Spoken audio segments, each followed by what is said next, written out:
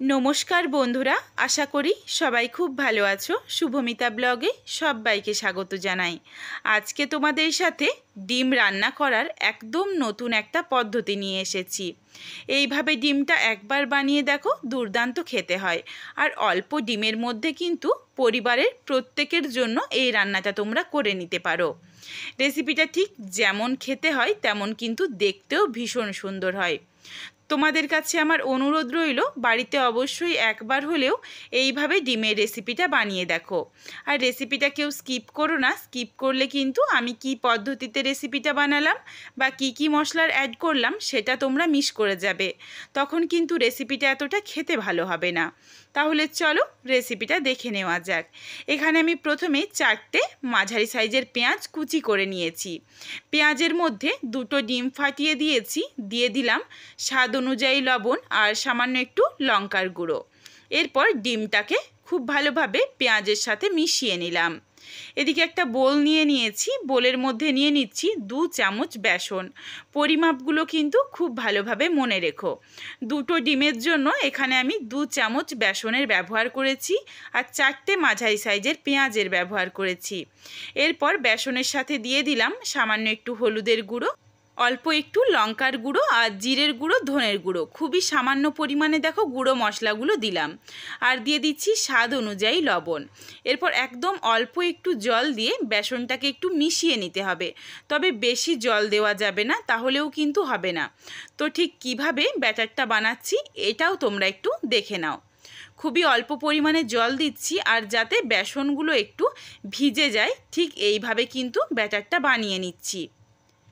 ঠিক এইভাবে ব্যাটারটা বানিয়ে নিয়েছি, আর কিন্তু জল দেওয়ার দরকার নেই। এরপর এর সাথে দিয়ে দিচ্ছি গুলে রাখা ডিম আর পেঁয়াজের গোলাটা।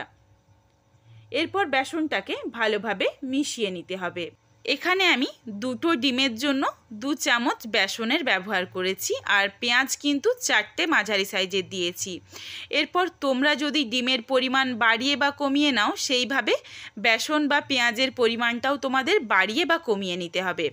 খুব ভালোভাবে মিশিয়ে নিয়েছি, দেখো ব্যাটারটা কিন্তু সুন্দরভাবে রেডি হয়ে গেছে। এরপর কড়াইয়ের মধ্যে প্রায় 2 থেকে 3 চামচ পরিমাণে সরষের তেল গরম করে নিচ্ছি। রান্নাটা পুরোটাই কিন্তু সরষের তেলেই করতে হবে। তেল ভালোভাবে গরম হয়ে গেছে, এরপর 2 চামচ করে করে এই ব্যাটারটা আমি কড়াইয়ের মধ্যে দিয়ে দিচ্ছি। তবে তোমরা চাইলে এর থেকে বেশি দিয়েও বানাতে পারো, তবে আরও একটা পদ্ধতিতেও এই রেসিপিটা তোমরা বানাতে পারো, সেটাও আমি তোমাদের পরে দেখিয়ে দিচ্ছি। এদিকে দেখো 2টো আমি বড়ার আকারে দিয়ে দিয়েছি, 2 চামচ করে গোলা দিয়ে দিয়েছি। এরপর কিন্তু গ্যাসের ফ্লেম একদম লোতে রাখতে হবে, না মিডিয়াম না হাই। গ্যাসের ফ্লেম লোতে রেখে এক পিঠটা হয়ে গেলে অপর পিঠটা উল্টে দিচ্ছি। কড়াইয়ের মধ্যে এখনও বেশ অনেকটা জায়গা রয়েছে, এই জন্য কিন্তু আমি আবারও একটা এই ডিমের গোলা দিয়ে দিচ্ছি। সাইডগুলো অল্প অল্প করে চেপে দিচ্ছি, যেগুলো চারিদিকে ছড়িয়ে যাচ্ছে সেগুলোকে কিন্তু একটু খুন্তিতে করে চেপে দিলেই সুন্দরভাবে বড়ার আকারে এগুলো দেখো রেডি হয়ে যাচ্ছে। উল্টে পাল্টে গ্যাসের ফ্লেম লোতে করে সুন্দর লালচে রং ধরিয়ে এগুলো ভেজে তুলে রাখলাম। এরপর এই কড়াইয়ের মধ্যেই আবারও 1 থেকে 2 চামচ পরিমাণে সরষের তেল দিয়ে দিচ্ছি। আর বাকি যেটুকু গোলা রয়েছে এই গোলাটা কিন্তু পুরোটাই একবারে দিয়ে দিচ্ছি। তোমরা চাইলে কিন্তু এভাবেও বানাতে পারো। পুরোটা একবারে দিয়ে সেই ক্ষেত্রে কিন্তু একটু ওল্টাতে সমস্যা হয়, কারণ ভেঙে যেতে পারে। কিন্তু আমি যেভাবে তোমাদের প্রথমে দেখালাম অল্প অল্প করে এইভাবে দিলে কিন্তু সুন্দরভাবে বড়ার মতো এইগুলো রেডি হয়ে যাবে, আর খেতেও ভীষণ ভালো হয়। এমনিতে ডিম ভাজা আমরা ঠিক যেমন খাই, এটা কিন্তু তার থেকে বেশ অন্য রকম খেতে। সুন্দরভাবে দেখো হয়ে গেছে এক পিঠ, এরপর আমি অপর পিঠটা উল্টে দিলাম। অল্প অল্প ভেঙেছে, কিন্তু সুন্দরভাবে কিন্তু বড়াটা রেডি হয়ে গেছে। এরপর এটাকে 2 ভাগে ভাগ করে নিচ্ছি। তোমাদের এরপর যাতে সুবিধে মনে হয়, যদি মনে হয় তোমরা এই পদ্ধতিতে করবে এটাও করতে পারো, বা তোমাদের সাথে আমি আগে যেই পদ্ধতিটা দেখালাম তোমরা চাইলে কিন্তু সেভাবেও বানাতে পারো। বড়াগুলো ভেজে তুলে নিয়েছি। এরপর কড়াইয়ের মধ্যে প্রায় 2 থেকে 3 চামচ পরিমাণে সরষের তেল গরম করে নিয়েছি।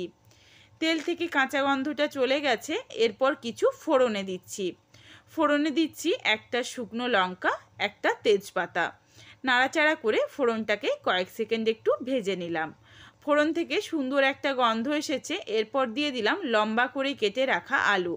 এখানে বড় সাইজের 2টো আলুর ব্যবহার করেছি।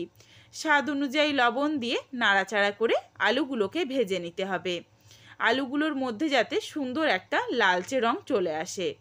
একটু আমি ঢাকনা দিয়ে ঢেকে দিলাম যাতে আলুগুলো সেদ্ধও হয়ে যায়। এই সময় আমি একটা মশলার পেস্ট বানিয়ে নিচ্ছি। তার জন্য নিয়েছি ছোট্ট একটা পেঁয়াজ, অর্ধেকটা টমেটো, প্রায় 10 থেকে 12 কোয়ার মতো রসুন আর 1 ইঞ্চ পরিমাণ আদাকে ছোট্ট ছোট্ট করে টুকরো করে নিয়েছি। এরপর সমস্ত মশলাটাকেই একসাথে একদম মিহি করে পেস্ট করে নেব। এদিকে দেখো আলুগুলো কিন্তু সুন্দর লালচে রং ধরিয়ে ভাজা হয়ে গেছে আর অনেকটা সেদ্ধ হয়ে গেছে। এরপর এখানে দিয়ে দিচ্ছি বেটে রাখা মশলার পেস্ট। মশলাটা দিয়ে নাড়াচাড়া করে এরপর আলু আর মশলাটা কষিয়ে নিতে হবে। গ্যাসের ফ্লেম লোতে রেখে একটু সময় নিয়ে মশলাটা কষিয়ে নেব যাতে খেতে খুব ভালো হয়।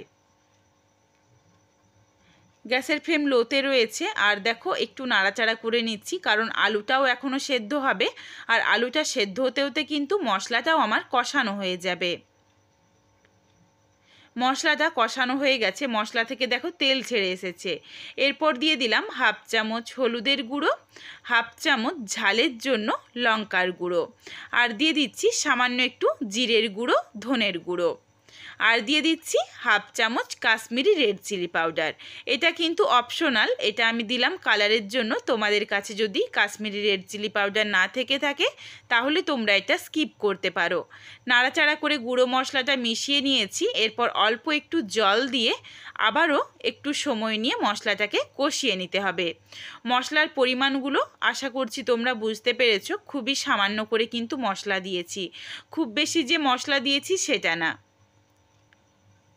সুন্দরভাবে দেখো মশলার সাথে আলুটা কষানো হয়ে গেছে আর সুন্দর একটা কালারও চলে এসেছে।